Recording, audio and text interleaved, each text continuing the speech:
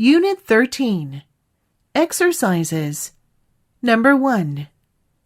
Imagine someone eagerly attempting to explain why it is reasonable to conclude that the sun will rise tomorrow morning, because it always has done so in the past. There may have been a time when primitive man anticipated the dawn with assurance, based only upon the fact that he had seen dawn follow the blackness of night, as long as he could remember. But this primitive state of knowledge, if it ever existed, was unquestionably pre-scientific. This kind of reasoning bears no resemblance to science. In fact, the crude induction exhibits a complete absence of scientific understanding. Our scientific reasons for believing that the sun will rise tomorrow are of an entirely different kind. We understand the functioning of the solar system in terms of the laws of physics.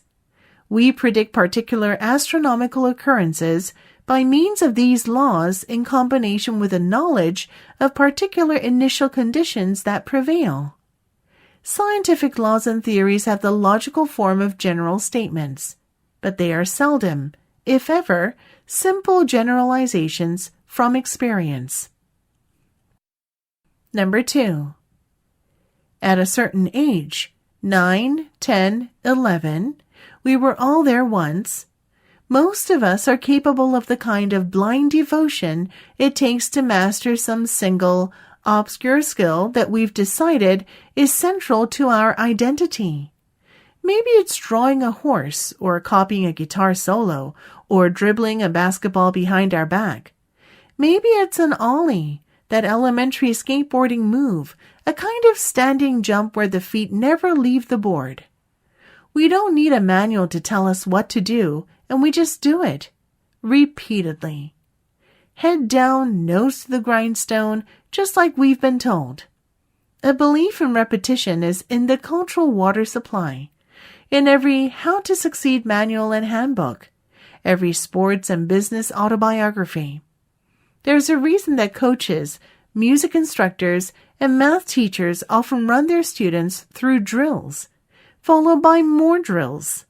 Perform 100 A minor scales, or free throws, or toe kicks in an afternoon, and you will see progress. Do another 200, and you'll see more still. Number 3. Designers do not merely solve the problems people face today. They also create new meanings, a process also known as design-driven innovation. Innovative value creation is based on more fundamental insights about people and society, and is often enabled by advancements in technology. Consider, for example, the mobile phone. In a classic Dutch television program, people on the street were asked whether they would like to have a device that would allow them to make phone calls 24/7 from wherever they were. The typical response was that such a device would not offer any added value and that its use would be totally superfluous. That program was made in 1999, and now, 20 years later, we can simply not imagine a world without handheld communication devices. Design-driven innovation is about translating user insights into propositions, new meanings, that people love but never knew they wanted or needed. Number 4. Through the ups and downs of our lives at school and at work, the reassuring stability of meaningful material objects can help us manage our moods and emotions. When we engage in such environmental self-regulation, we rely on cues outside ourselves to maintain the kind of equilibrium inside ourselves that facilitates the pursuit of our goals.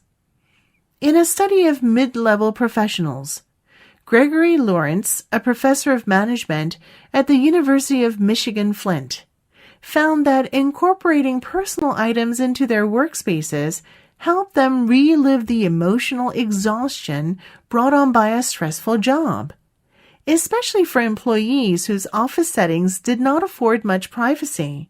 Being able to personalize their work area with photographs, posters, comic strips, mugs. Help them carve out their own space, inscribe it with personal meaning, and thus create a kind of sanctuary at work. Write Lawrence and his co-authors.